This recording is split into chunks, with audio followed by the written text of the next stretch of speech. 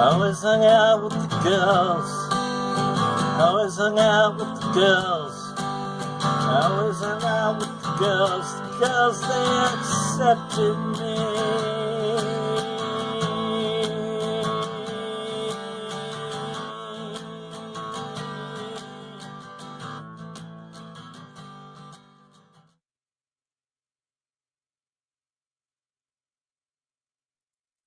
Hi, and welcome to the Fluid Voice. I am Ozma In The Dark, as usual, utilizing she/they pronouns for the purpose of activism at the moment.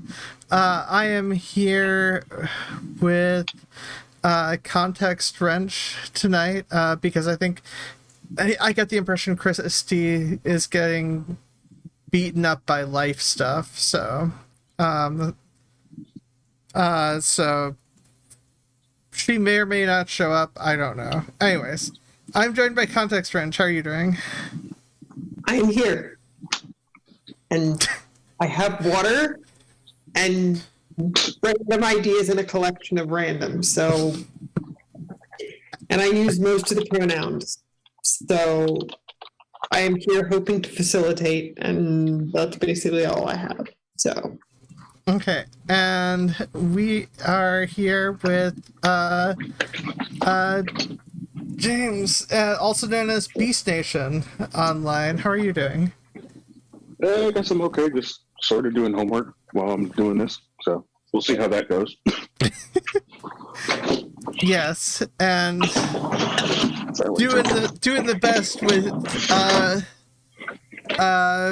free Zoom stuff, so there may be a couple brief intermissions essentially, but yeah, we are here to talk about Vince McMahon and the WWE in general, because Vince McMahon is awful, and I mean, some of the exploitation of wrestlers kind of has been around forever, but is probably worse to varying degrees due to just everything Vince McMahon. Pretty much. I mean, he's from Florida. WWE, WWF is based in Florida, like Orlando, Tampa, so... Hey, the World Wildlife Fund is not based in Florida. Yeah, thank God. But somehow is wrong, although they had a right to that acronym first, because and most wrestling fans are still mad about for some reason, although Vince lost, so legally. That place. Yeah. Why have they never had Vince fighting a panda? As a pro fight? Oh, that would have been funny. It would be hilarious. I can't believe I missed it. Well, yeah, but based on how Vince panda or suit or something. Based on how Vince talks, Vince would probably say that he has fought a panda and he defeated probably it. Would. Yes. Wrestled a panda and a bear and an alligator and it's and a bull and beat them all. Mm-hmm. Sure. Yeah. And I feel like due to a desire to be petty, that he should be referred to as Vince Jr. because there's a Vince Sr. who built a lot of who started the WWE or WWF at the time, and Vince Jr. has basically leeched on it and then got rich because had a rich dad or whatnot. Oh no! See, he pulled himself up by his bootstraps to build that empire all by himself. Yeah. From zero money at all. He didn't have anybody to help him out. Sure. Mm-hmm. Yeah. Like everybody in You would know that if you did your research. Yeah. Yeah, definitely not when, what was it, his dad fired a wrestler and then gave him the salary? Right. When was Vince was Vince Jr. was refereeing or whatever. Yeah. See, now I want to compulsively call him Vinny. Vinny. I'm sure he would hate that too, but yeah. Okay, he is forthright, known as Vinny for the purposes of this. Vince Jr. Vinny Jr. There you go. Vinny Vince Jr.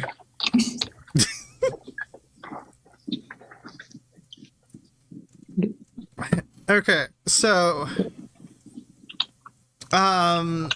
yeah, so I think we've made it clear about our general feelings about Vinny Vince Jr. It's not much of a question. That being said, I may need to do the quick intermission first because of the reset. So I will stop this and restart this, and I don't know, talk while I wait. I don't know. Yeah. Be right back, everyone. Okay, so a long time ago, wrestling was invented as a sport. Oh,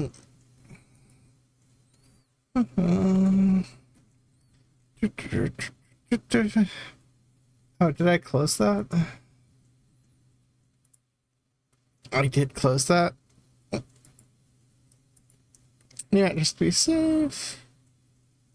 Okay.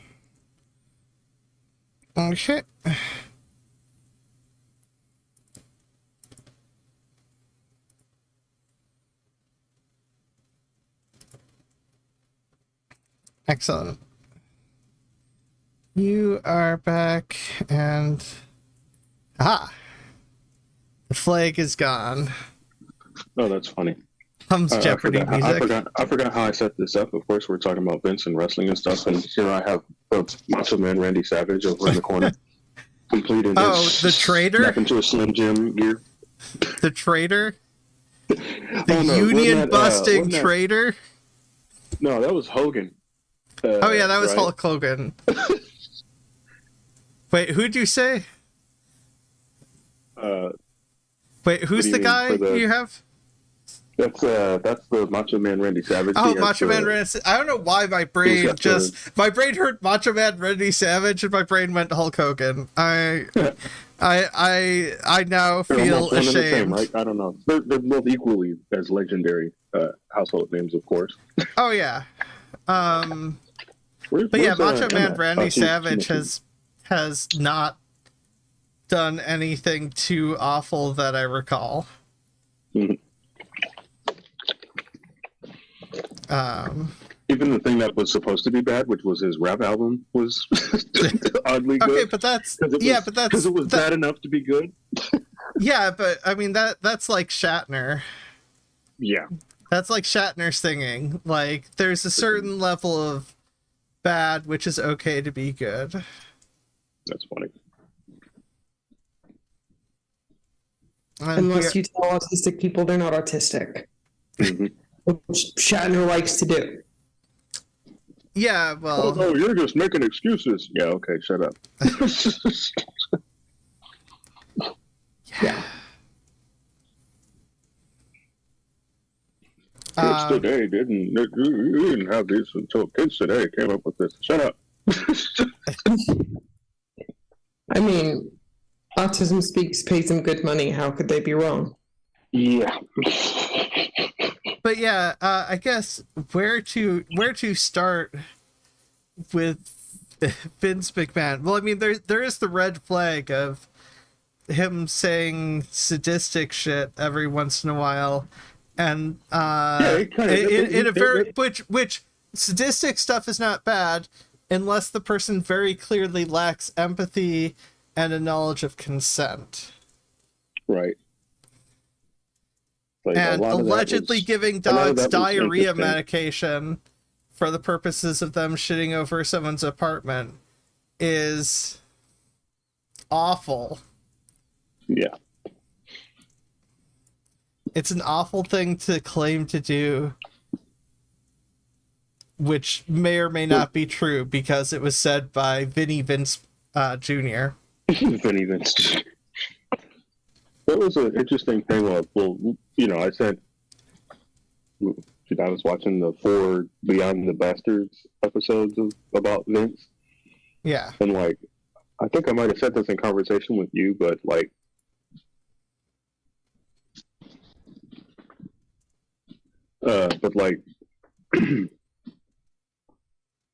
like the more I heard about what Vince would say and do to try to appear tough or whatever, I just heard more of Steven Crowder. Oh yeah. Like basically a young Vince McMahon was just reminding me of Steven Crowder. I'm like, gee whiz, this is basically Steven Crowder with too much money and too much access to too much power. Well, yeah, but like, I mean, yeah, but Vinny Vince Jr. was always more threatening. Yeah. Because he actually had muscle and he said stuff like he would have really enjoyed what was it? He really enjoyed killing his father or whatever. Yeah, his I think it was his biological father. Yeah. I don't remember if that was his biological father or his stepfather. Yeah, I can't remember either. Oh yeah, it was. It's just like red flag after red flag. And there are at least like 2, 3, maybe 4 sexual misconduct things. Yeah. Content warning essay. Mm-hmm. Because there's a lot of content warnings you probably get into, mainly being SA and racist tropes and all kind of stuff. Yeah, because Vinny Vince Jr. No, I won't stop that. No, he went full the Deep from Homelander on Rita, except like creepier, much creepier and violent and way worse. That was an interesting one. Again, that reminded me of Steve Crowder, because when I heard about that situation, like I said, that reminded me of Steve Crowder, because, you know, that video that came out about him, you know, so he's threatening Rita with, oh, you want to make $1 million or whatever, and you know, and when she was basically refusing to, you know, do whatever in a car with him, and she says, oh, you really want to make $1 million, or you really want to have this position in this company or whatever, and I'm just like thinking to myself, watch it, fucking watch it. Well, that is what the Deep does with the new superhero recruit in the TV show Homelander in the first season. That's why I'm just like, no, the Deep like essentially unzips and says like that's a requirement for staying a part of that group type thing. Right.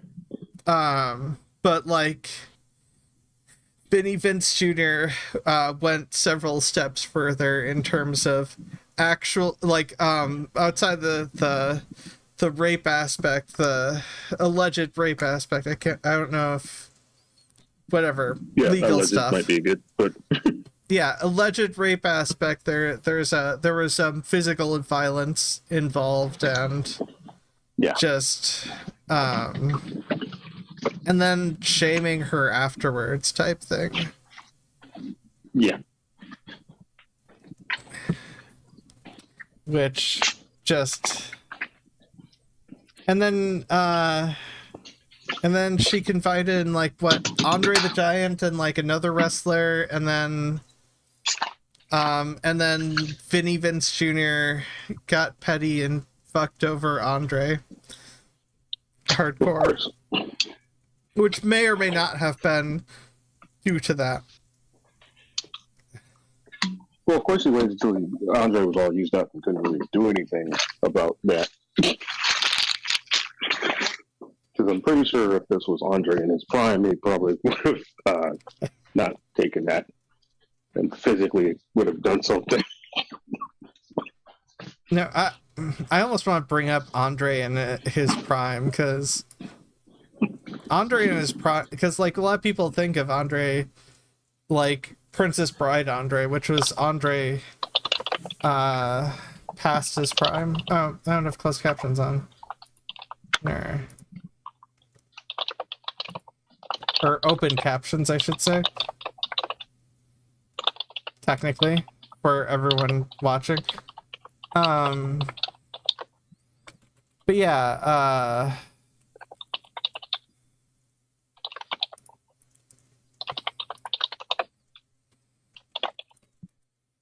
Andre was a really good dude and doesn't get enough credit for being a really good dude. yeah.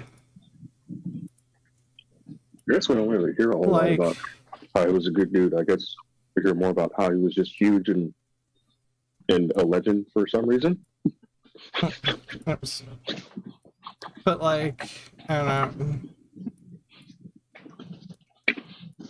Just shrink these a little in case, just to if you can see the show, you can see like a couple pictures of young Andre the Giant, just because like he's like what, 7'4"?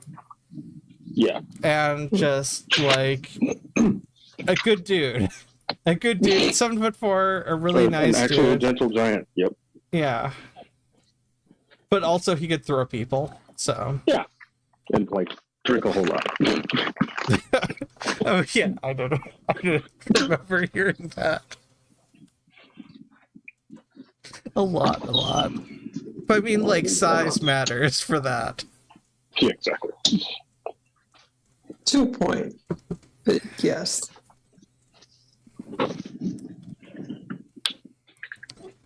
Yeah, Aaron, weighed over 500.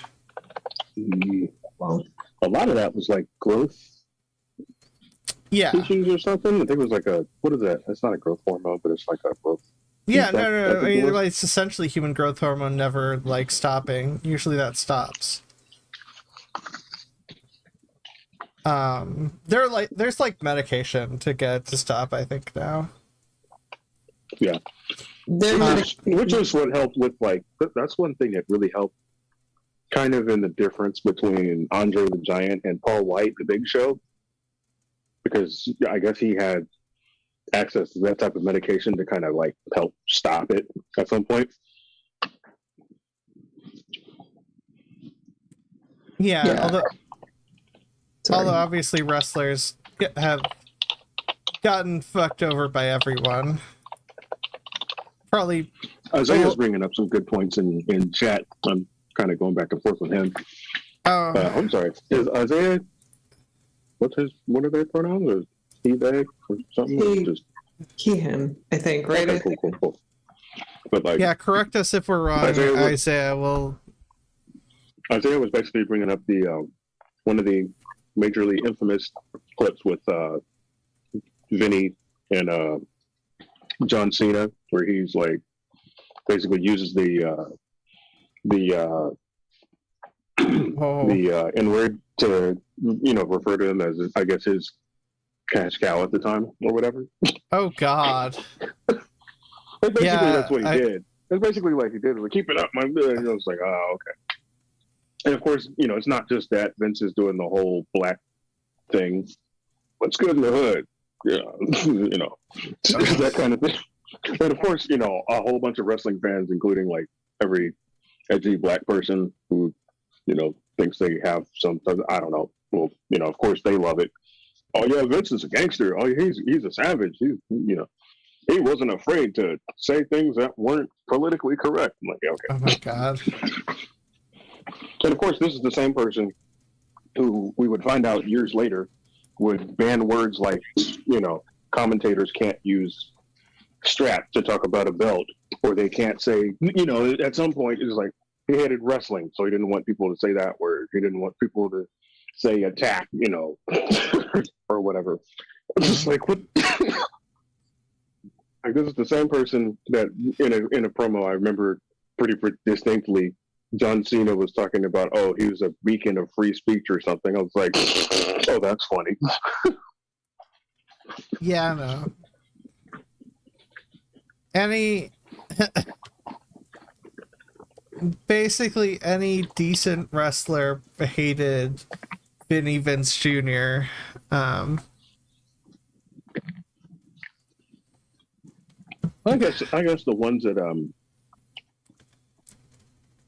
guess the ones that really had some type of content or character maybe did. Yeah. Oh wow, the power of my headset suddenly died. I was not expecting that. Continue on. I can't hear anything.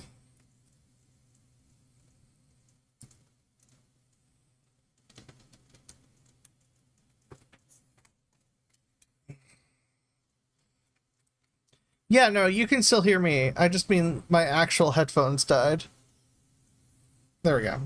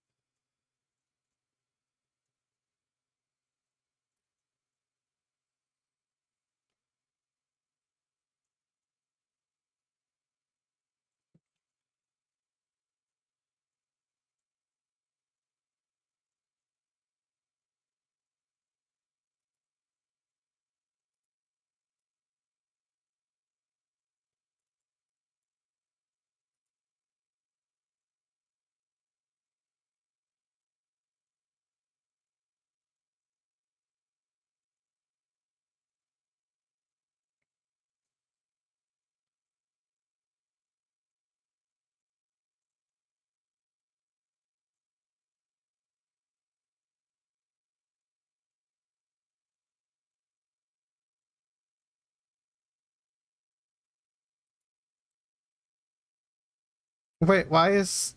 Okay, no, there's a problem. For some reason, Zoom decided Okay, Zoom muted all of what's being said on your end. And I blame my headphone... No, I blame my headphones dying. Like, weird stuff can happen when my headphones die. Let me just... add the flag. No,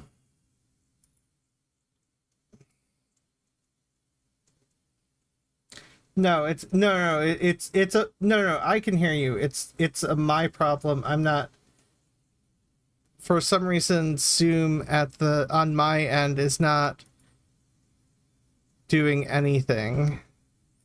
It's not, for some reason, it's just stopped transmitting, and I don't know why. Okay, no, I've got a makeshift solution to this. Well, I can actually fix this, even though I don't know what the problem is. I don't know why my brain is not working for how to add stuff.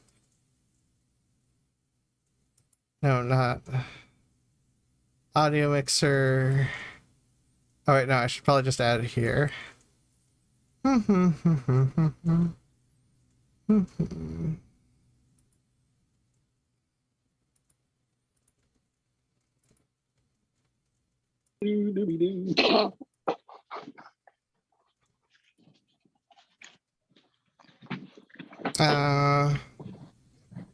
Okay.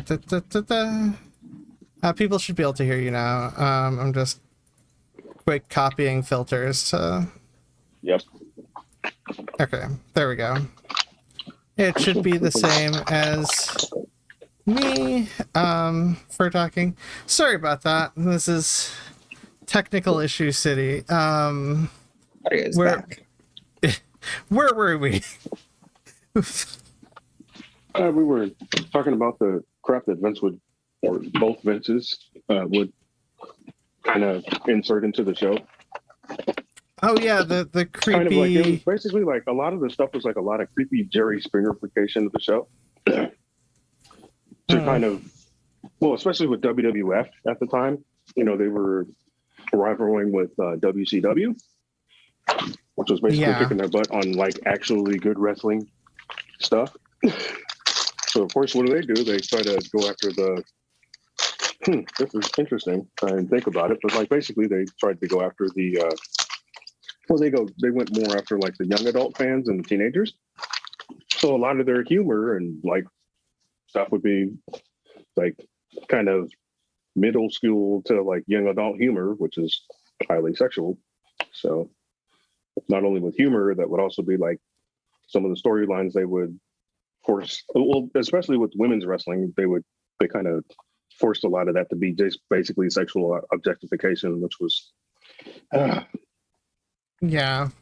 It was just disorienting as a kid watching, of course. You know, that was like one of my favorite eras, but not because of all that crap. It was more just like, okay, well, here's Stone Cold Steve Austin, who's beating up Vince McMahon for the 15th time this month. This is really entertaining, of course, because everybody would like to do that to their micromanaging boss or whatever. I mean, yeah. Why is that funny? I don't know. I mean, it's part of the reason why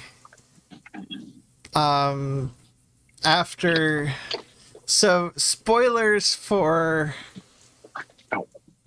the most recent Ant-Man movie, which was a few months ago, because that came out shortly after we found out about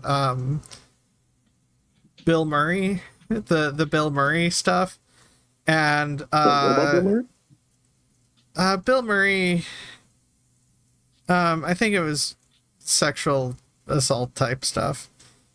Wow. Bill Murray, like a long history, and a long history of Bill Murray being a dick as well. It's actually I can't that's remember. something I never heard about, but that's not surprising either, unfortunately. I can't remember. It came out like not too long before the movie, not super long before the movie came out, or at least around the time the trailers came out. The Bill Murray sexual assault stuff happened, but like Bill Murray's character does die. Bill Murray's character is a villain, and he does die in that movie. So there's I understand that's the right time to like make somebody play a bad guy instead of like what Vince did to Andre near the end of his career, was make him play a bad guy. Yeah. No, Vince didn't need to do Andre like that. Yeah. Just to get in. Wait, was that getting in Hulk Hogan? Yeah, apparently that was to put Hulk Hogan over. Yeah, and which was Hulk Hogan, the class the traitor. That guy who always, well, apparently there's like nothing, kind of like Trump, you know, a whole lot of what he says is a lie. So, I'm sorry, not a lie, but you know, alternative facts, right? Mm-hmm. Alternative facts. Well, and there are rumors that Hulk Hogan may or may not be being courted by Scientology currently. So yeah, that'll be great. Okay. Just... Aaron linked something about Bill Murray allegedly sexually assaulted female staffer on Being Mortal set. I think there was more than that, but yeah. I think more stuff came out after that, or before that. I don't know. Yes, he also has a history of becoming physically aggressive. with people he doesn't agree with. So like he'll headbutt people or playfully throw someone in the leg. That's hilarious. Goes out of his way to. But yeah, which is not unlike Vince McMahon's attitude. No, I don't think. To be fair, I don't know how much outside of the sexual assault and other creepy stuff, and well, I guess there's physical assault in that the rapey, well, the alleged rape. Are you talking about the one with Rita, or are you talking about somebody else? I'm talking about the one with Rita. Oh yeah. But yeah, that was one that was interesting. I still can't remember. I'm gonna have to probably look up who Rita was.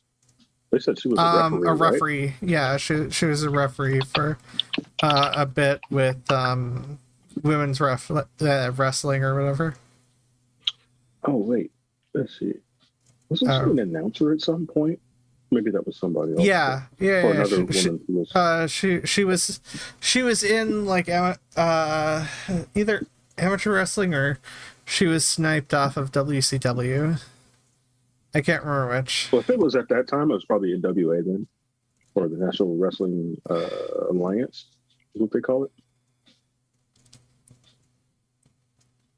At that time, I don't. Yeah, because that particular company, I don't remember what became WCW. Actually, I think it might have been. I think it might have actually been NWA that turned into WCW. Maybe. But yeah, no, it's yeah, so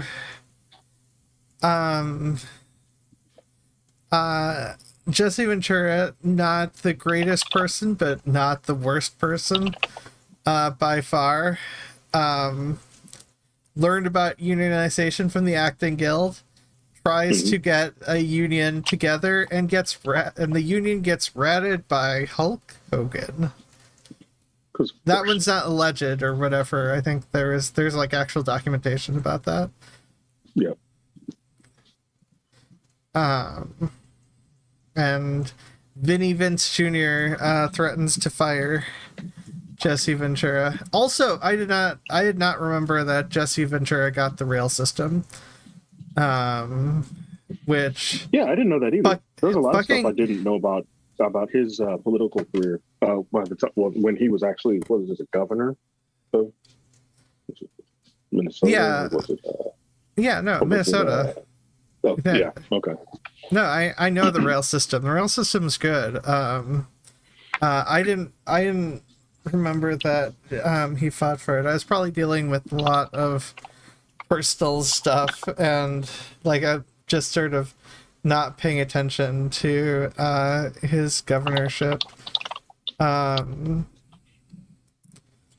I feel like it always, him doubling down conspiracy theories felt like. Yeah, I hated that part. Yeah. I didn't even like see all of that stuff, but it was that stuff that I saw kind of later, maybe a few years ago, and then the turn to where he's like, oh yeah, well I support Russia because they support free speech. I was like, oh, okay, see you later. Yeah. It was nice knowing you. It was nice knowing you, Jesse. But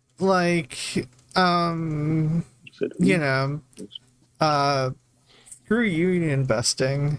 Union investing is awful. Of course, Hogan was a cop. Yep. Oh, that. No, I'm just saying that's what he basically did. Was some of this. Yeah, no, that lines up. Hulk Hogan being a cop and Jesse Ventura being a veteran. So I don't think Hogan was an actual cop. But I'm just saying. Oh, okay. Some shit that he would. He just basically did some cop shit, which is Hogan a cop? I don't. Let me see. I don't think he actually. No, I don't think he was a. I don't think he was an actual cop. He was more of like a club bouncer or something like that, but like before wrestling. But I don't think he did like police work or anything. Yeah, no, but like he played by Shaq rules, I think, at various points, and was given He played by Shaq rules. Well, in terms of like somewhere in some municipality gave Shaq a badge. Oh yeah, I remember that. At various points, and he would like show up and do PSA stuff, and then also anytime he got pulled over for speeding, it's like police business. I think Hulk Hogan was a cop in a similar way. He also Tropic Thunder, not Tropic Thunder, Thunder in Paradise, the Hulk Hogan TV series, where it was kind of like the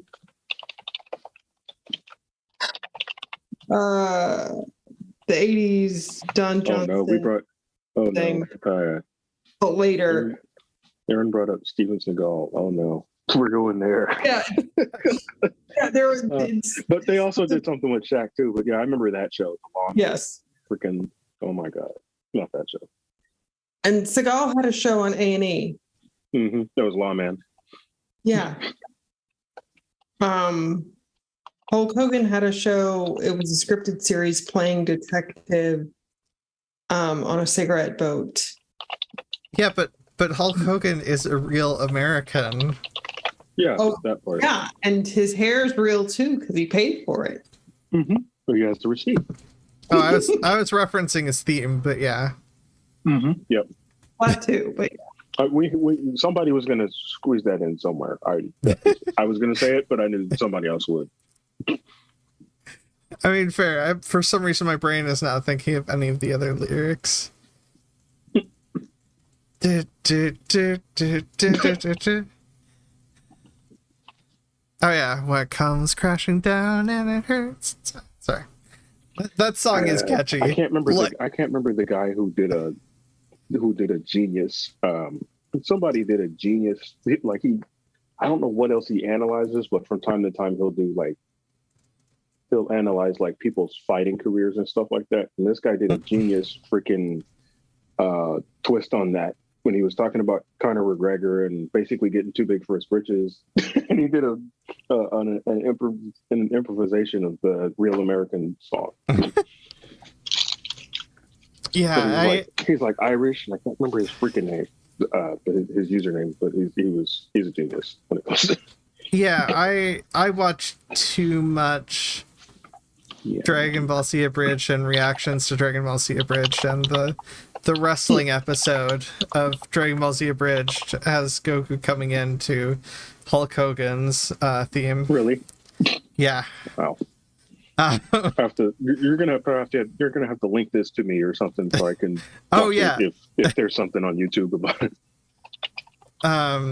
Well, they make tons of. It's the fight versus. It's the fight versus. Have you watched Dragon Ball Z? I assume everyone has watched Dragon Ball Z. I've seen. Well, my brother was heavy into it. I watched some episodes because, well, that's what my brother watched. So, well, that's how I started watching wrestling because that's what my older brother watched. I mean, fair. But like with Dragon Ball Z, that was good stuff, but I didn't watch a whole lot of it. Okay, so during the Namek Saga, which was the thing that was on a lot, in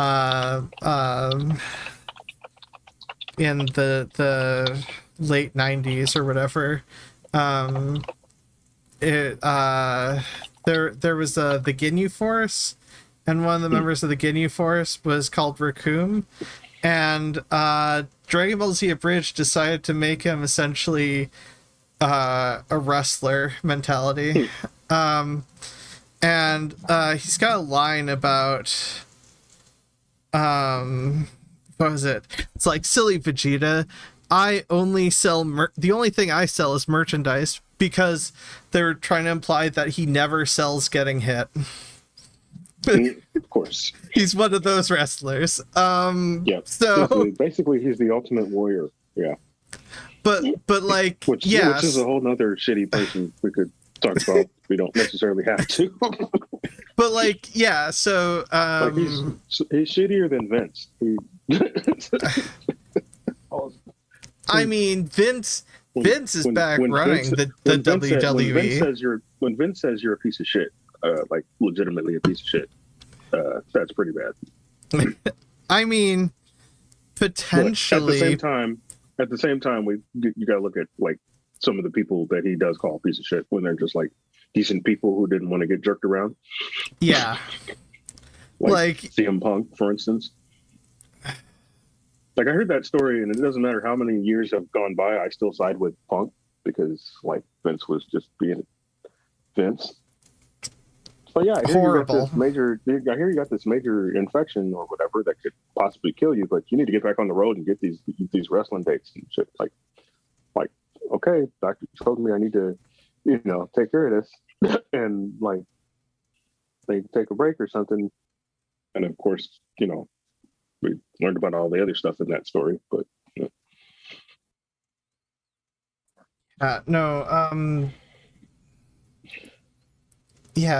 Vince is Vince Jr. is surprisingly just awful. I'm kind of glad that the AEW is there's something at least a better option. Well, of course, it's still probably not great. That was something that was that's one of the interesting things about this particular business, because it's just like not a whole lot of. Well, that was the thing that Vince. Another kind of shitty thing Vince did was just buy up all the competition, or like kind of, basically use his big ass truck that was his company to like run other smaller companies off the road or whatever. Basically, which basically buy up all these smaller companies or like buy up his competition and like basically kind of corner the market or the industry, where it's basically like, okay, well, he's the only real big player on, in the industry. So there's not a whole lot of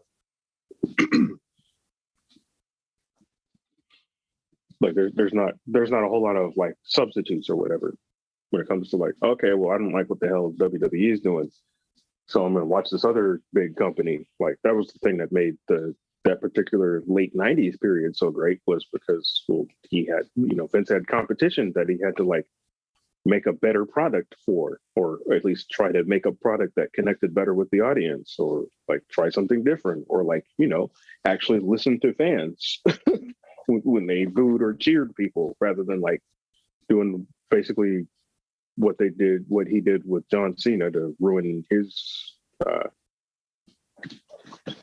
ruin whatever he was doing, or basically ruin his run. Like basically, oh yeah, well, fans are kind of getting tired of him, so I'm just going to keep pushing him as a babyface and a superhero, all this stuff. Like people are getting tired of him. Like they're booing him. Like turn him heel or something. Like people kept saying like turn him heel so we can boo him or something, or be connected with him. Well, like that's kind of when I knew that. That's kind of with Vince. That's like 10 years ago or maybe 15 years ago is when I kind of started to see the whatever facade that was supposed to be Vince, or whatever was supposedly made him such a genius or whatever, was just kind of like, okay, well, that whole thing is cracking. Like, yeah, because I started to notice that, where it was just like he just kind of stopped listening to what. Because that's what the big, selling point was about wrestling, or WWE especially. Oh, we give you what you want. We give the people what they want. We don't do bait and switch and all that other stuff. We give the fans what they want. We listen to the fans. We do this for you. We wouldn't be here if this wasn't for you. And then basically at some point Vince was like, fuck the fans. I'm just gonna do whatever. Yeah, well, I mean, he's got like billions of dollars now, or a few billion dollars. Yeah, that was kind of like after you started to see it, was like after he went publicly traded and all of that. But like, yeah, even like people didn't really start to see that until like maybe 5 years later, after that particular point where WWF got really big and beat out WCW and eventually bought them, and then Vince started just kind of doing whatever later on. Yeah. But, after a while, it just kind of seemed like a big party for him instead of like actually you know, I don't know what it was, but see, you know, there's this phenomenon with like wrestlers who could end up, especially if their part is like really big or whatever, or is like really catching on, where it's like, okay, well, this person kind of ends up having the lines blur between who they play on TV and who they are as a person. I kind of think that Vince kind of got stuck in that mode, maybe too many chair shots. I don't know. I don't know. Yeah. That being said, I'll need to reset number 2. Check.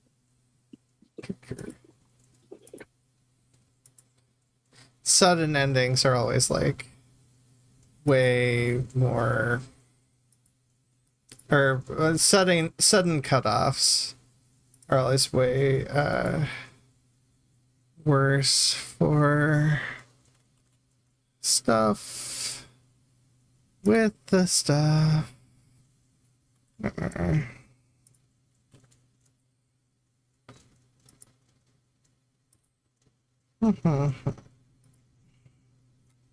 I think technically I should be good for showing up. I can always put the flag back, or well, back up. I don't know where my brain is going at the moment. But yeah,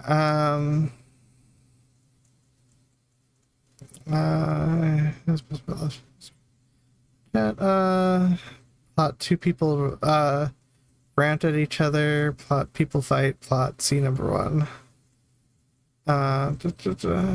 Oh, for Scholar Under Siege? Is that what that's a reference to?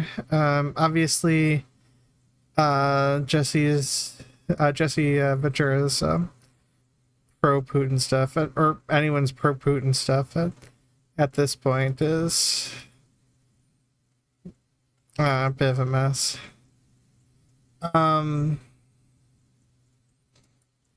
But yeah, can we talk about how wrestling just in general, I know Vince Jr. is the prime fucking over wrestlers thing, but the wrestlers thing.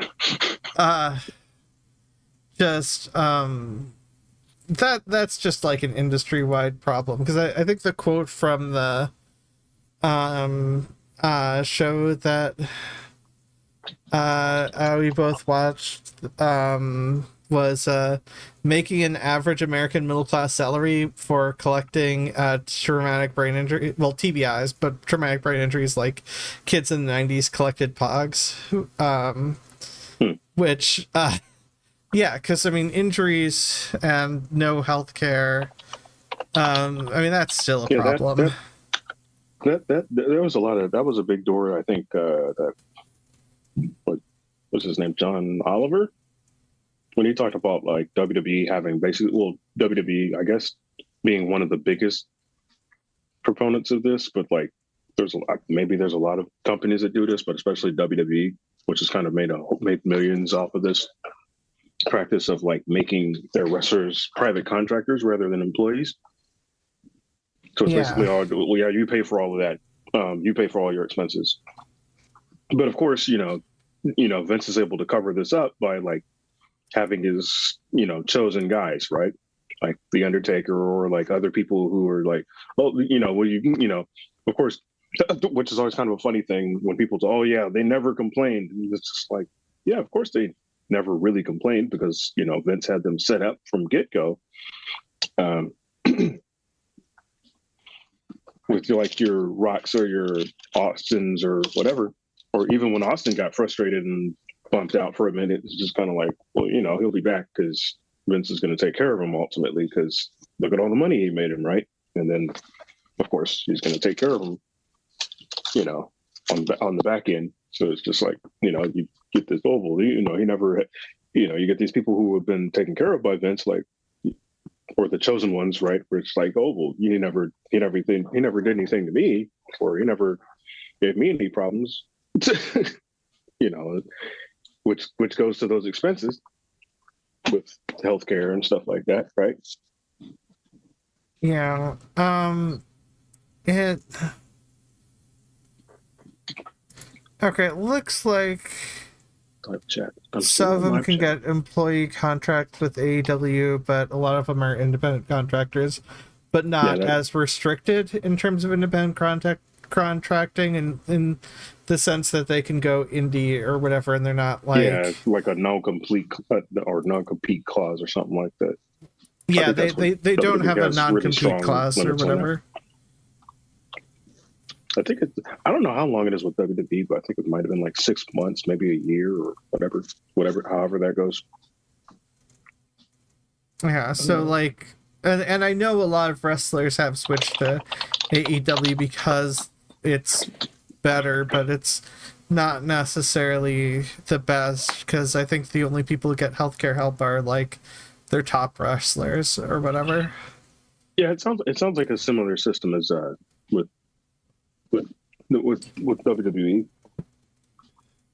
in that way. Of course, just they'll take care of their top people, and it's like that's kind of an unfortunate thing, which is kind of like the reason why Jesse probably wanted to unionize in the first place, because it's just kind of like, no, we should take care of everybody instead of just making people earn some spot where they have, where they're able to,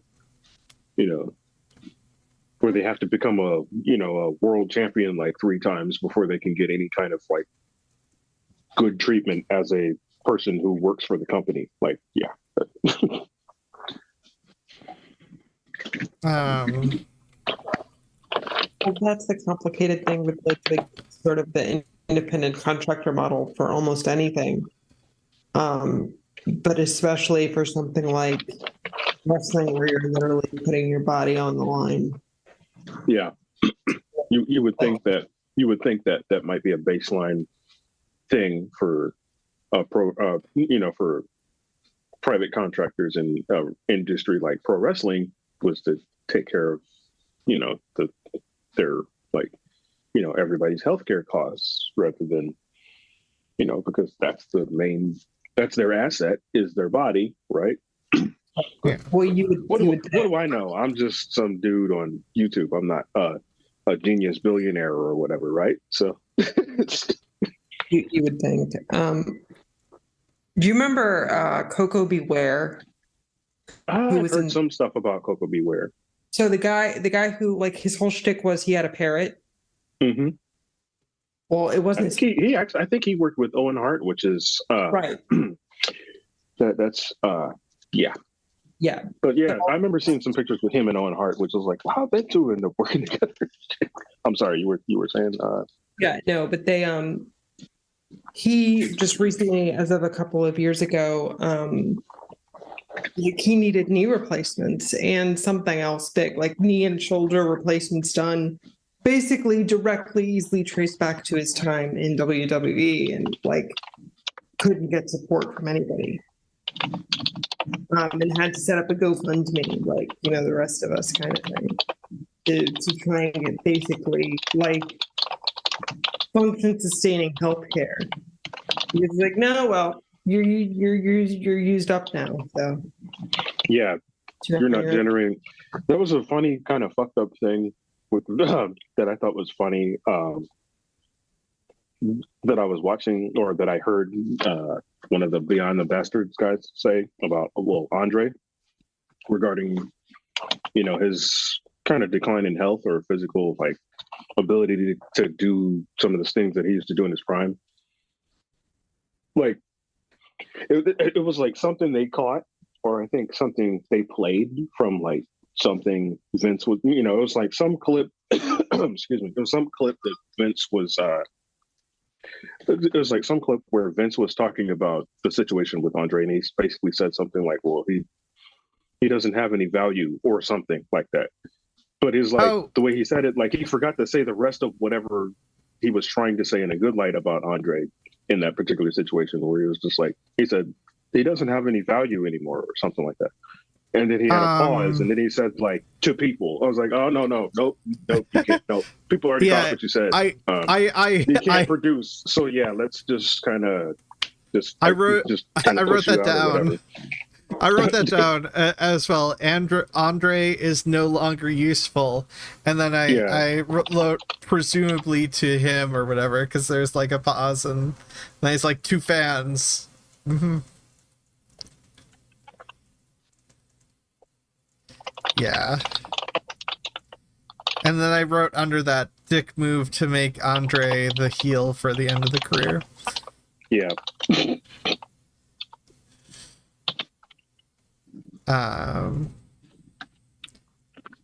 Yeah. No, he's a good person. Also, major steroid supplier, which though technically, yeah, for WWF.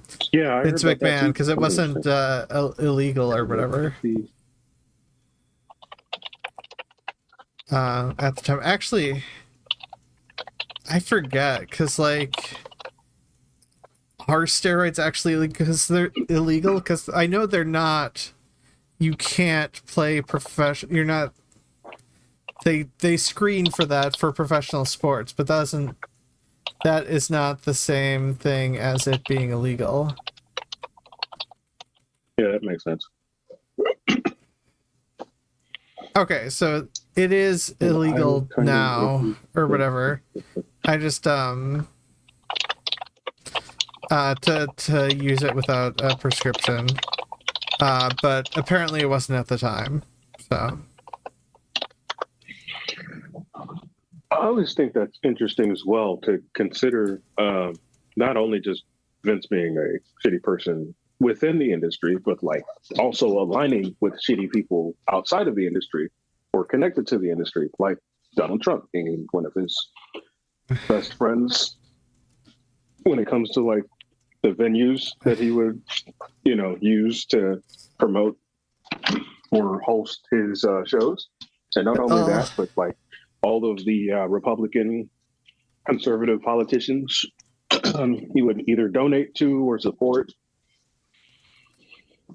Yeah, I think I saw that he donated like $5 million to the Trump campaign.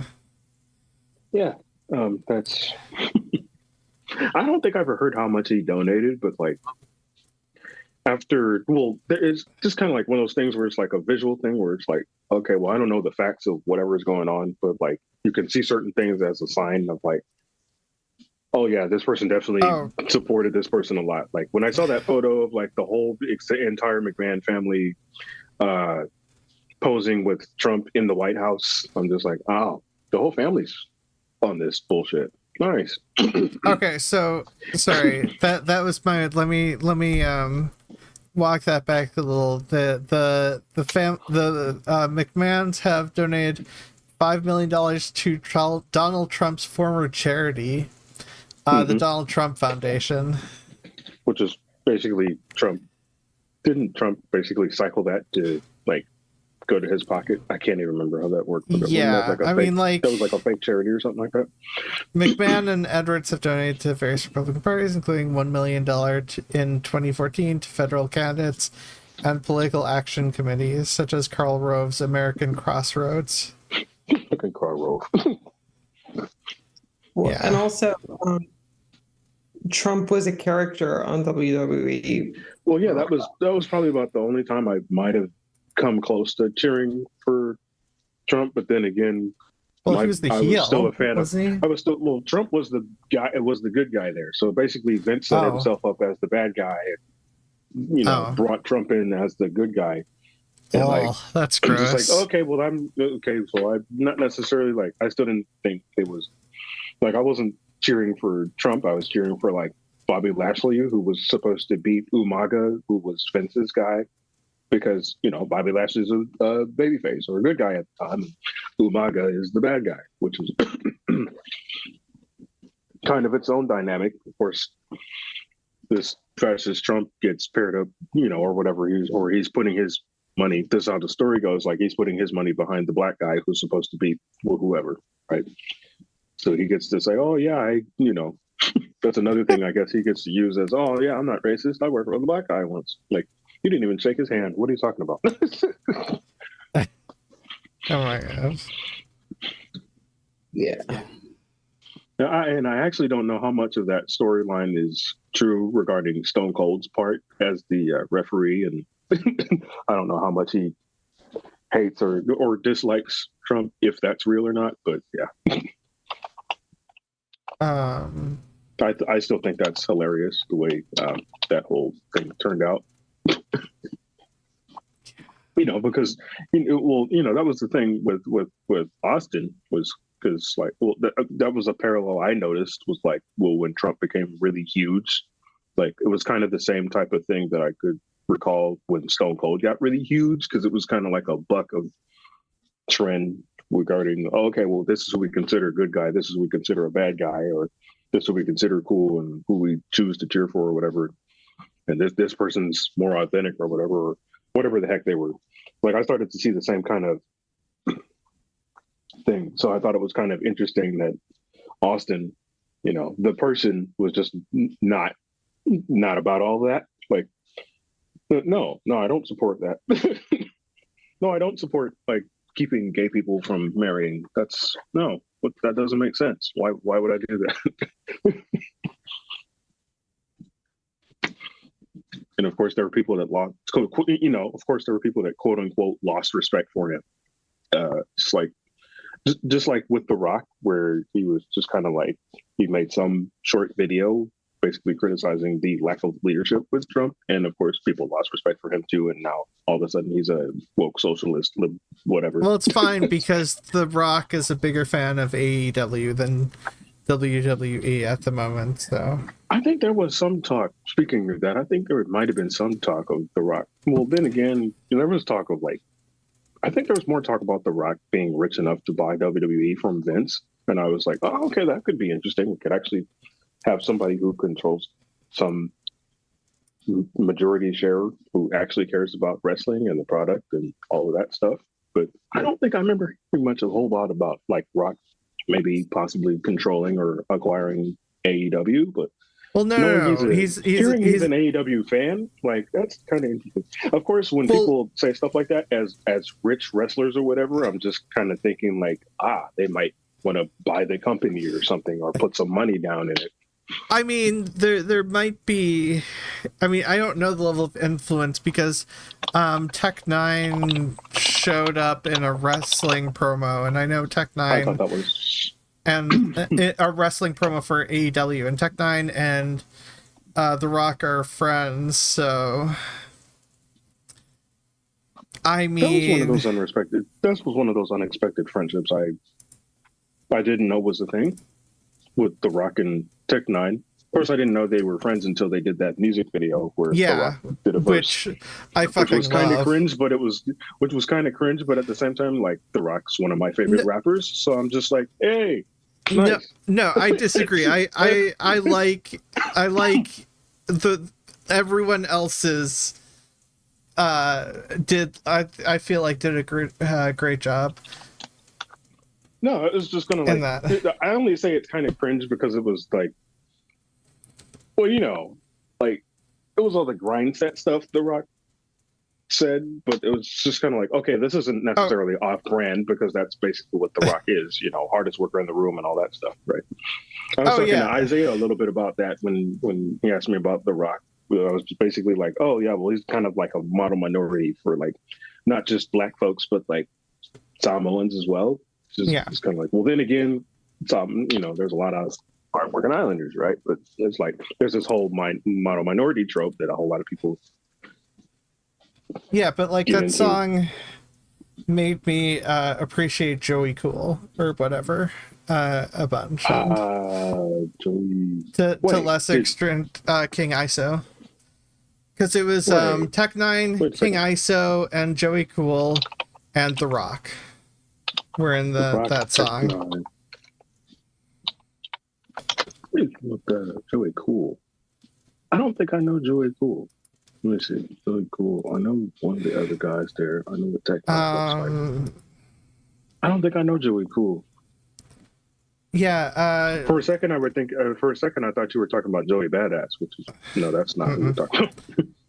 No, because I pay some amount of attention to strange music, And not just because they're sponsored by Monster Energy drink. No.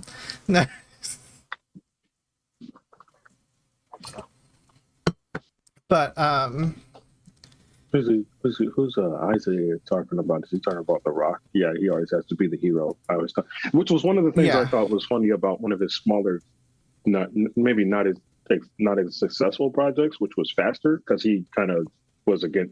Well, at the same time, he kind of still ended up being the hero, but like not the way he always ends up portraying the hero, which is always some comedic. Like, well, he's kind of doubled hero. down. He's kind of doubled down on like making sure he doesn't seem to lose badly effort in movies at this point. Like it's in his contract or something. That's something I've noticed as well. You know, and you're starting to hear stories now with people who are kind of pieces of shit as actors, kind of be like, this guy's a piece of shit. So I don't know what the hell's going on with The Rock. Maybe something happened with him. But then again, he does make a whole lot of money, and when you make a whole lot of money, that kind of enables you to be a piece of shit.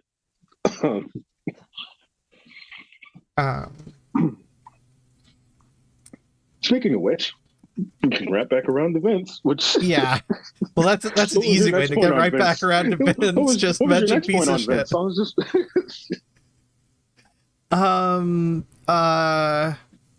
paying off, trying to downplay abused girlfriend of a I didn't write down the wrestler name. The wrestler whose girlfriend died. Alleged Superfly Jimmy Snuka. Superfly Jimmy Snuka, the guy who Vince covered up for after doing all that stuff.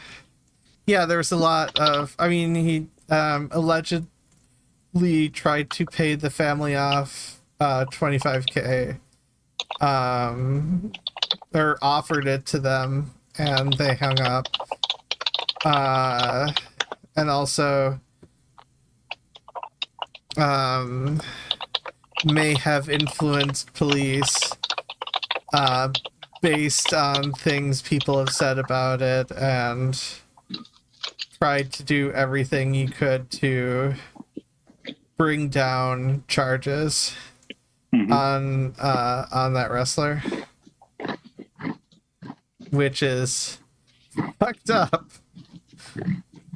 I just think that's funny about guys like Vince, because like, well, you probably heard some of the stuff in one of the other episodes of the Bastards show, where Vince was basically talking about how he was inflating his rep about how much of a gangster he was. Well, I stole these cars and I fought these people. I wrestled, I fought Marines and all this stuff. So he talks about like getting into all this crime, and then of course he gets into a power position of a wrestling company, and he's like not only. Well, because there's a line, right? There's like, okay, well, you cover for your people or you look out for your people. There's that. And then there's like what Vince was doing, which was kind of, well, maybe allegedly causing conflict of interest with like law enforcement and stuff. And then, of course, as they go on through the decades, they start going on kind of letting what they really think come through their personality on TV, where they're talking about criminals and stuff like that. And also, sorry. Vince is a gangster or a champion wrestler the way Puff Daddy was like. I'll say what? Vince was as much of like a champion wrestler as Puff Daddy was like a street gangster, which is to say mostly head.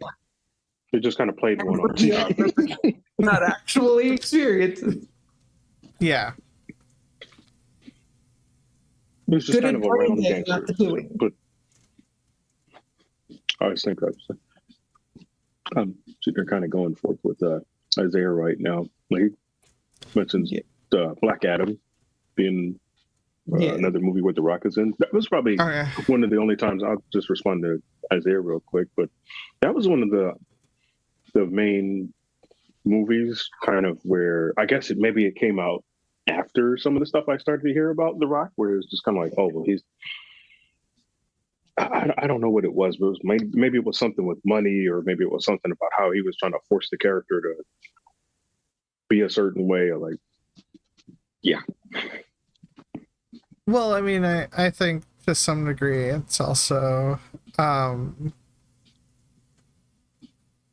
like an ego persona thing, essentially going down a dark wrestling path of similar to what I brought up earlier about the joke about Raccoon, about not selling punches so you don't look weak or whatever. I get the impression The Rock is going down a similar type of path with movies, although there's like you were frozen for like 30. You were frozen for like 15 seconds. I was frozen for 15 seconds. About 15. Okay. Well, yeah, it's sort of like the not selling, getting hit or whatever type thing. I get the impression The Rock is getting a similar mentality. Basically, he's trying to be. He's basically like. Well, I saw this years ago. Like, basically, he's basically trying to be where Arnold Schwarzenegger is.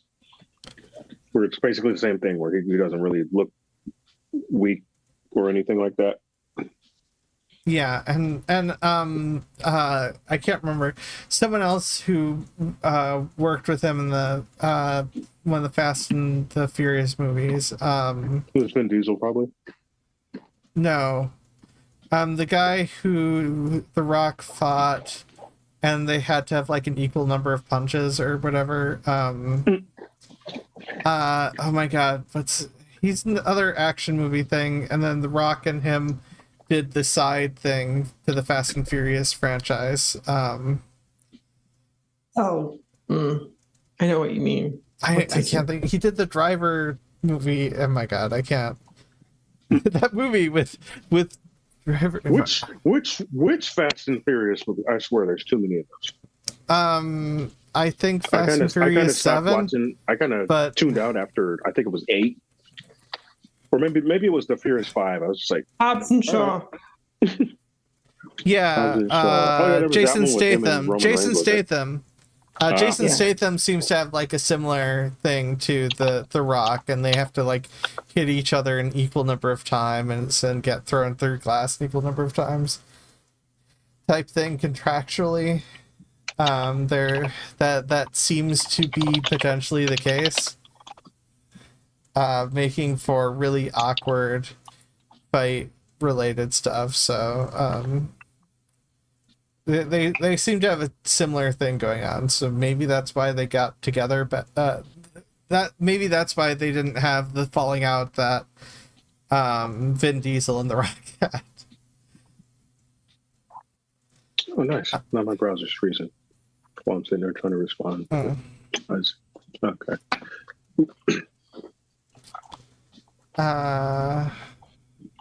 Yeah, I don't.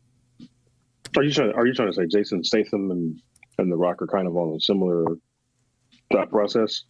Yes, because there are people who are just there are people who are just like, I think it was like Fast and Furious 7 or whatever, where they like hit each other the same number of times, and Statham is like always set up to look to be about the same height, even though he's shorter than The Rock. And just like stuff like that, where it's just like very petty things. And I don't think, and I think that attitude might be why there's like falling out between The Rock and Vin Diesel. That might be part of the reason for the falling out between them. I don't know. I don't know Vin Diesel's situation, because like he might have some problematic attitudes too. I get the impression that early on, at the very least, there was a lot more effort put into the acting side, and I mean also he's Groot, so like, and the voice. Groot? Wait, Vin Diesel was actually Groot? I thought that Vin was a Diesel joke. does the voice. No, Vin Diesel does the voice for the Groot, and he did the voice for Iron Giant. Wait, when did this happen? Iron Giant was I like would never picture 2000. that for. I would never picture that for Vin Diesel because he's always No, doing Vin the Diesel can Macho Man act. low voice. Like really, He was Iron Giant. that's the unfortunate part. That's the unfortunate part Well, about Vin. at least the original Groot. I don't know about current Groot, but That's like the original unfortunate part Groot. about Vin for me because I'm just like, okay, the only stuff I've really seen him in was like, well, first I saw him in Boiler Room, and then like the other stuff is just Fast and Furious movies. I didn't know he's been in other stuff. So that's my fault. Yeah, no, he like I said, he voice acted the Iron Giant and the Iron Giant, Nice. which is really good. Like Vin Diesel, there are times when he really puts his heart into acting. I don't know that he does that anymore with Fast and Furious, but like if you look at like the first Fast and the Furious movie, like you really get like a lot more heart from Vin Diesel's acting. At least that was my impression when I saw Fast and Furious. Right. The first one. Oh,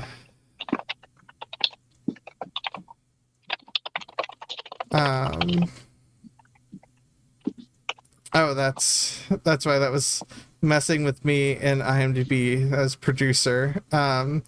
Yeah, he still does Baby Groot voice. It's probably toned up or whatever for Baby Groot. That makes sense. I was like, I couldn't picture Mr. Deep Voice Vin Diesel playing the. Well, not the because I know Groot was like a higher voice dude. So well, yeah, but not the Groot from the original Guardians of the Galaxy was like really deep. That makes sense. Yeah, and like I said, before that, I think the reason why he got Groot was because of the Iron. He did the voice for the Iron Giant, that animated movie in like 1999. He was the voice of the giant robot, the Iron Giant, in the movie The Iron Giant. Like it's, but Vin Diesel had nothing to do with wrestling. Which is kind of surprising, actually. Well, he. I'd rather have him be a part of wrestling, or a guest star or something like that in the ring, rather than like a Kevin Federline or something. Well, I mean, like he actually had like a passion for like a lot more focus on acting because the short that got him into the properly into Hollywood stuff was Multifacial, which is about because he's mixed in. It's about like the way in which acting. He's treated as white. He's treated as various different races depending on who he talks to or what acting gig he goes to. And that's what that's about. That's what that short is about. Like I said, he does have Vin Diesel does have acting chops. I mean, some wrestlers have acting chops. I'm not trying to downplay The Rock. The Rock at least has some ability to do largely comedic acting, but that's still like sure. Roddy Piper can act a little bit, or could act a little bit. And obviously, the guy who plays Drax has shown. Dave Bautista? Yeah, Dave Bautista has shown I was he can surprised act. I was surprised. Well, I wasn't necessarily. Actually, I can't say that I was surprised that he could like. Well, I've never seen him in any other parts other than Drax. But I've heard he's still good pretty things. much a natural. He's pretty much a natural in that role, which is that's a good way to start out. Is like a role that you're natural in. Yeah, I've heard good things about. I can't remember which movie because it sounds like he's gotten better over time as well. Yeah, I mean because you can tell. You can. Sorry, I guess that's what I mean. But like being a natural or like maybe seeming to be a natural. Or maybe practicing or actually caring about what you're doing. Like I can tell that Batista is, Dave Bautista is not just a big guy who just does big guy stuff on screen. Yeah, I mean to be fair, his role as Oh my god, I don't know why I can't Was think in terms of was it Drax names. still, or was it somebody else? No. My brain's just like Fade Routha Harkonnen's Oh, that's right. brother. I forgot. There was another role where he plays a undercover cop or something like that. That's not Undercover Cop. That's I think Dune. I was talking about Dune. No, I was talking about Dune because Fade Routha Harkonnen or whatever is the brother or cousin or whatever related to Dave Bautista's character in that, who is I can't think of names.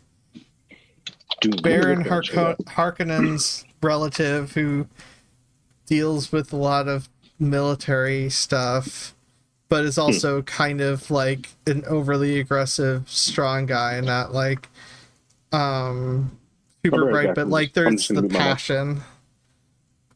Why can I not think of that character's name? That's good. Wait, no, I can just look at IMDb. I'm gonna find this out only because it's driving me nuts, especially because Dune Part 2 is coming out this year.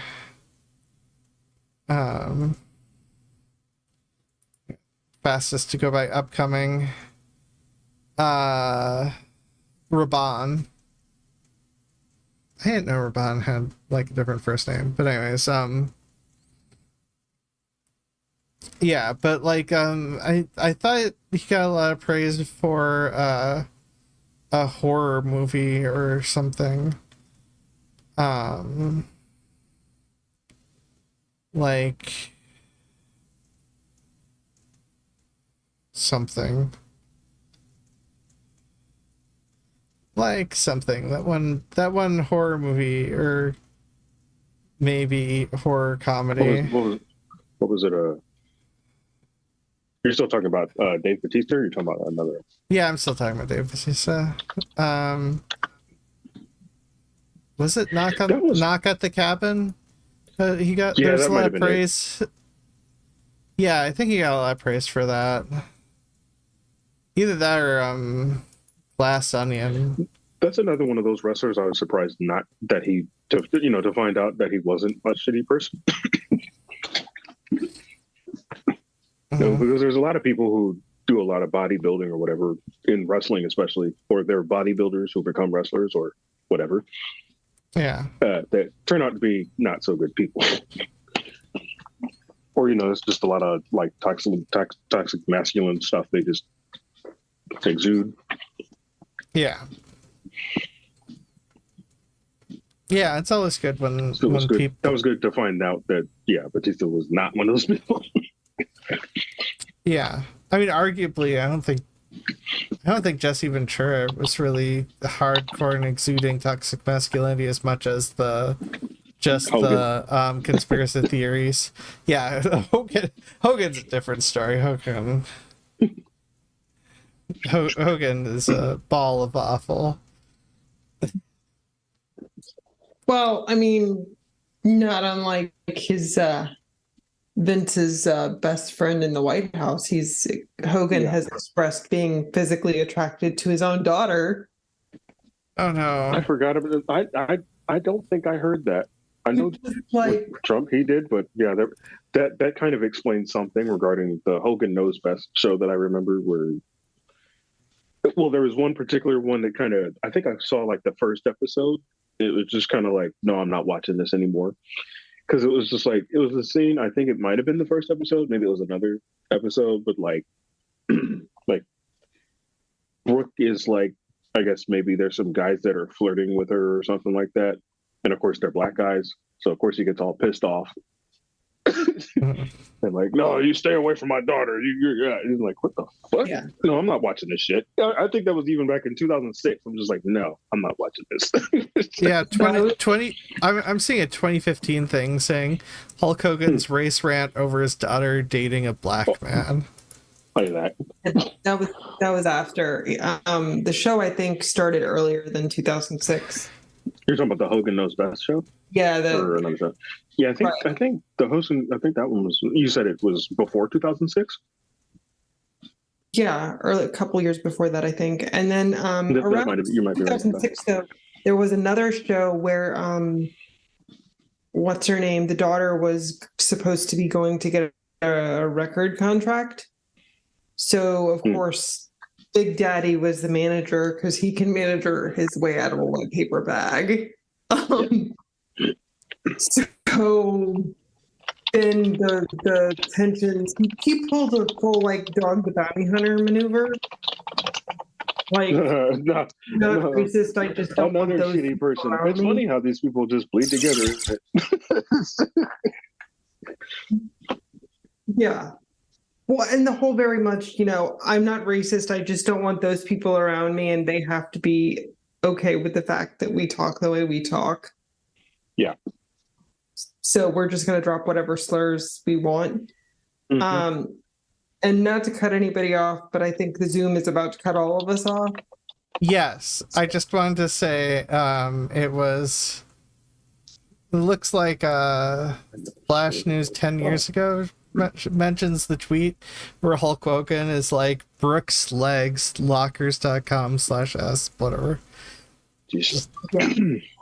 Ugh, that's creepy. And of course, these are the same people who always go in about rumors and all that stuff, which I always think that's hilarious too. Not in a good way, but yeah. Yes. Okay, I'm gonna send the link one last.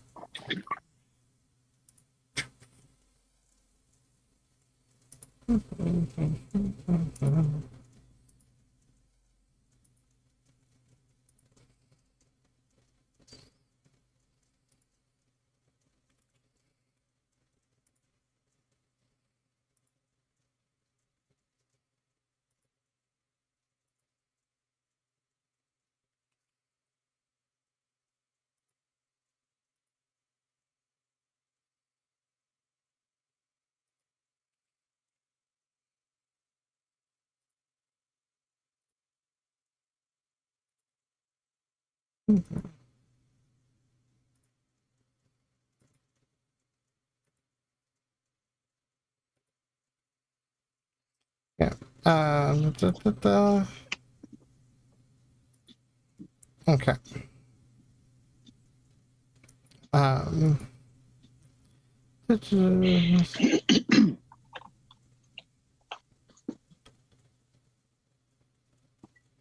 So yeah, back to Vince, not a lot of fellow queer folk like wrestling and sorry, I'm just No, like I'm about, distracted Isaiah because I know I'm just distracted because like that you brought that up and my brain immediately went to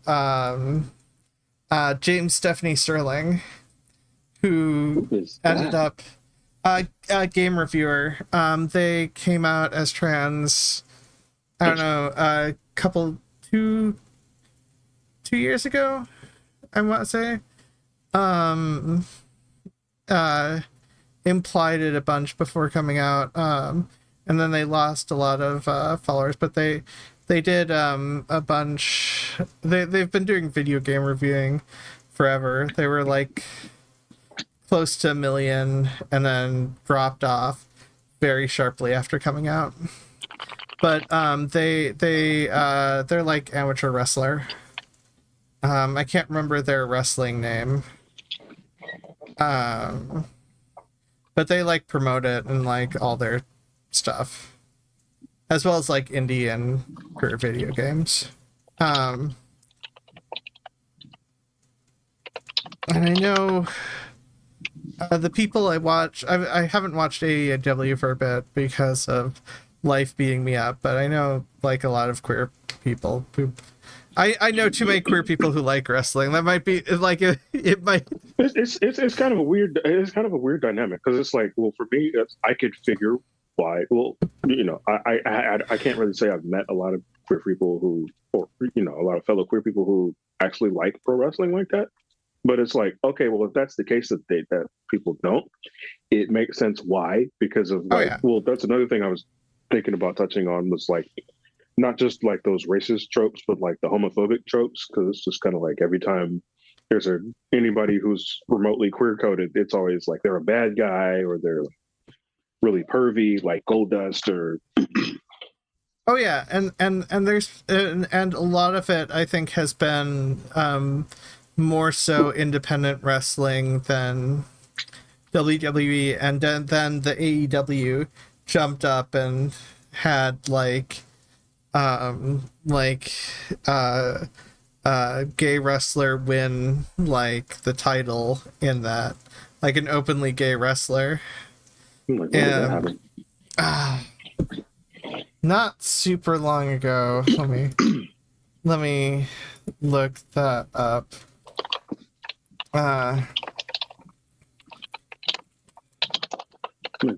AEW Grand Slam 2022 claimed would win their first AEW Tag Team Championship. This made Bowens the first openly gay wrestler to become an AEW champion. Anthony Bowens. Who the hell is that?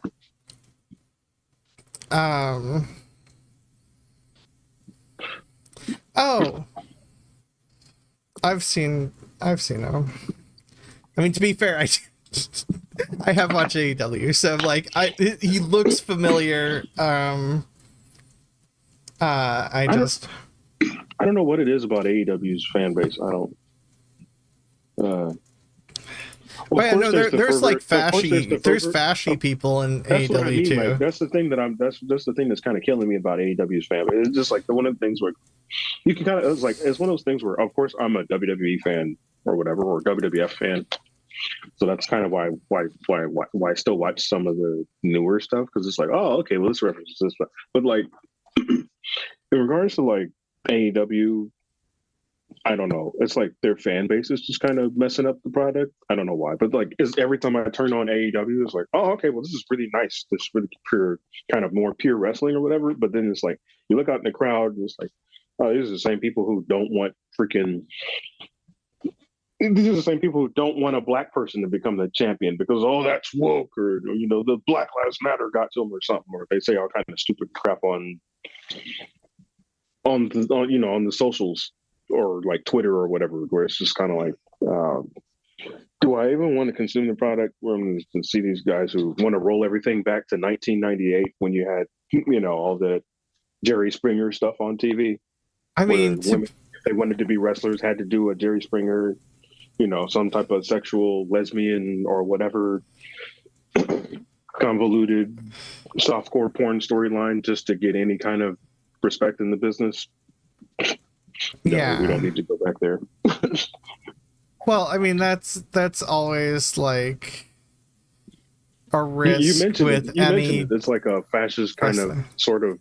Well, they're fascist wrestlers, but if we're talking about the championship itself, it gets like a lot. I assume that there are like a lot of people, Jericho, which is. Of course, fuck Jericho. I was really disappointed in Jericho because, of course, he's kind of had that. Well, then again, a lot of rock stars do that. Like they use feminine kind of feminine aesthetic to show how, I don't know, edgy or contrarian they are to the system, and then of course they grow up to support the same people who want to use all that, who want to roll back or eradicate all the stuff that. Queer coding and all that. Yeah, but like, the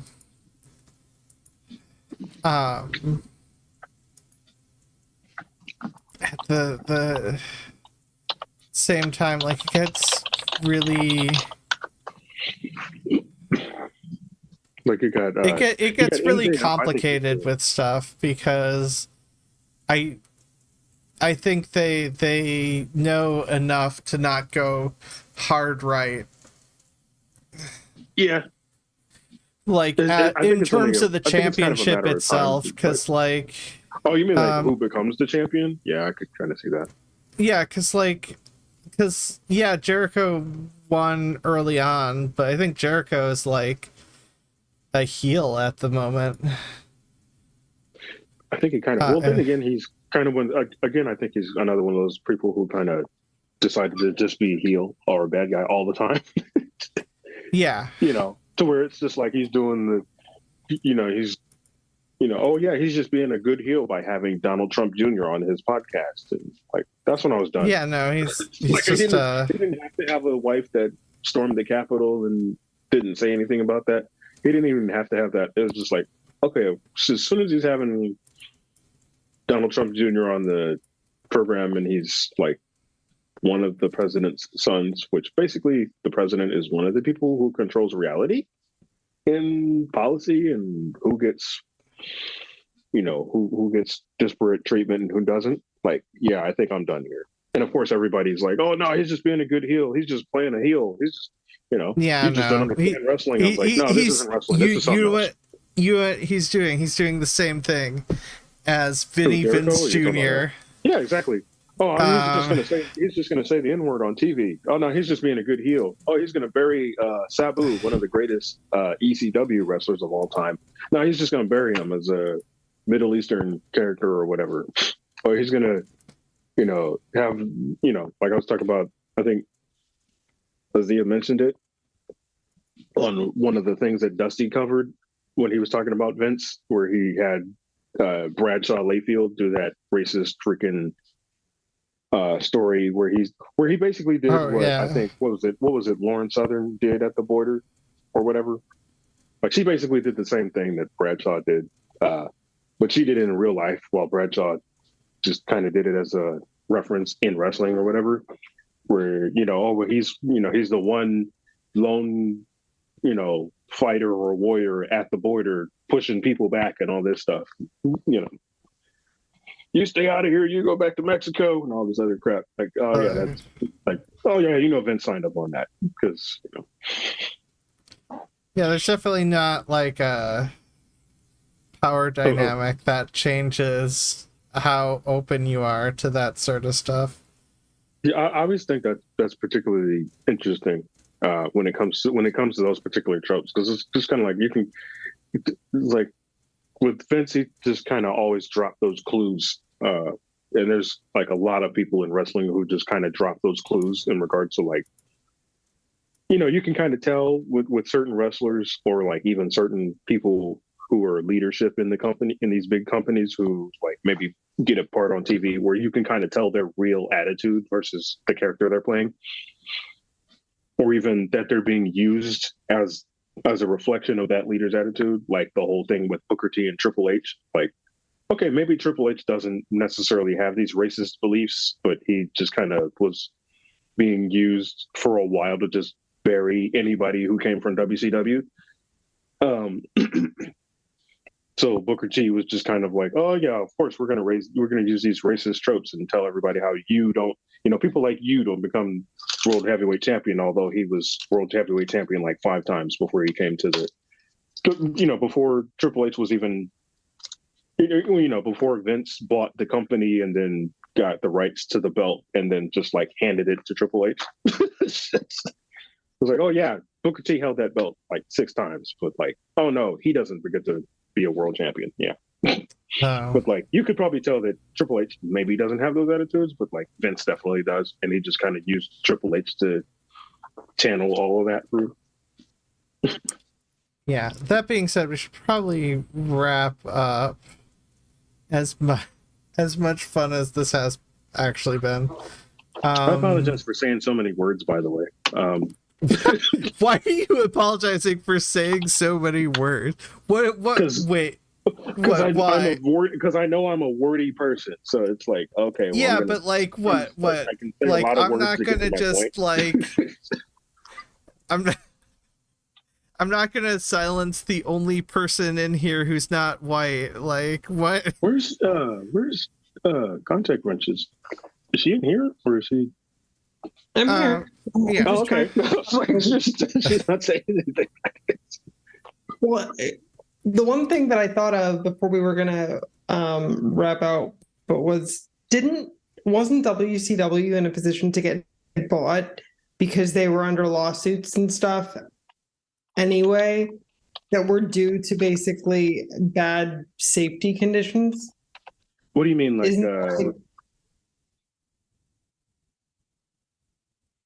what do you mean on that note? I'm trying to. There was at least one big lawsuit that I remember, but I don't remember the specific timeline of, with WCW, where one of their like mid to upper tier wrestlers was paralyzed due to an accident because something was handled improperly in WCW.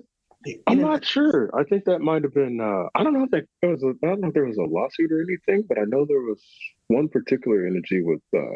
Well, I think it was something with like the British Bulldog or something.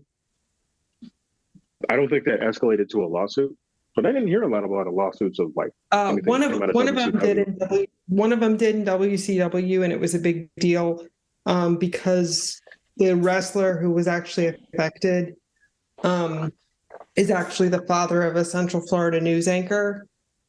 So periodically, there have been updates about the situation in the lawsuit, in particular because, Hometown Boy Made Good does updates on his father periodically, and they got a lot of heat because it took years to process the lawsuit, and so in order to get all the support needs funded for his father after the paralysis incident, they had to fundraise, and they relied heavily on community and their church in order to get immediate care.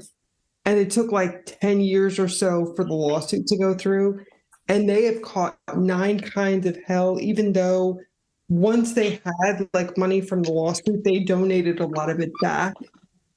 And they allowed other people to use the stuff that they had fundraised for. So they did their best to pay it forward. And they're like, well, why did you take anything? You just wanted the money. It's like, well, in the meantime, my father, who had been a wrestler, not only could no longer compete in his job of either being a wrestler or working construction, but he was also literally quadriplegic. So yes, we needed money to be able to do that. And I think that was at least part of the issue. And that was an issue at least once with WCW. That was a huge deal. That was like statewide. That's probably one I've never even heard, but that's one that's one I probably never heard of. But then again, that's because I didn't follow much of WCW. Outside of like some of the stuff that I flip back and forth on when WWF and WCW were both big dominant. Wait, I think they did. Ozma put out another Zoom link, or is this the same link? No, I think this is the same link. Yeah. Okay. Anyways, so wrapping up, Context Wrench, where can people find you and stuff? I am here. I will be available in the links. I can be summoned various places on the internet. If you ask nicely or have constructive criticisms, I am open to those.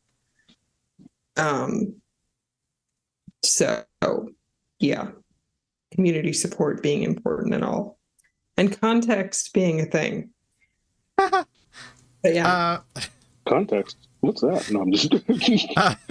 I know, right? James, where can people find you? Is there anything you're working on that you want to promote? That I have to.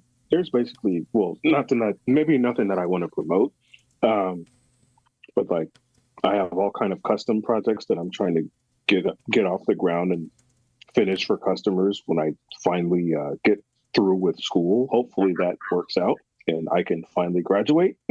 That would be nice. And there are links. Other than that, I have my stuff on. Yeah, there's my links in the chat there. Or the description. Or not the chat, but yeah, the description. Thanks. Yeah, BeastNation or whatever, generally with numbers. Yep, it is numbers 14. And stuff. Yep, that works.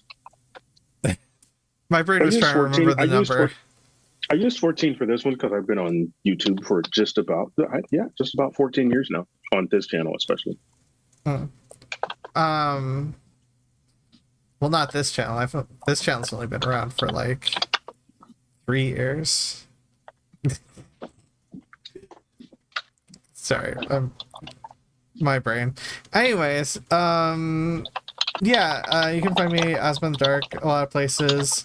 Life's been mean to me, and I need sleep. I need to get my sleep schedule fixed.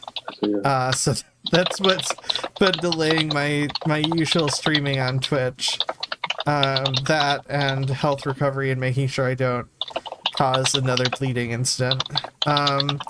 But next week should be Indigenous Heretic, and the topic... I already forgot the topic. Oh no. Okay, so again, intersectionality. Intersectionality. To some degree, possibly intersectionality in Pride. Intersectionality in Pride next week with the Indigenous Heretic. So... well, if you need a third person for that one or whatever. Yeah, I can. Be a good discussion. Actually, I'll. Or if you need a fourth person, Christy, I don't know how many people you usually. Yeah, that's true. Well, if Christy doesn't show up or is fine with it, I could potentially link you in, and then, I've got other business stuff related to deal with. I'll just leave it at that, because I can't brain much more until I get more sleep. So that being said, I'm going to steal that, by the way. Wait, what is? No, I'm gonna steal that, by the way. I can't brain. That's a good one. Oh yeah, I guess I just say that a lot. I don't even know where I picked that up. But yeah, your heart matters, your life matters, and you matter. Voice life, that works. Whatever works. Yeah. I am bad at figuring out. Anyways, bye. Everyone matters. Bye. Bye.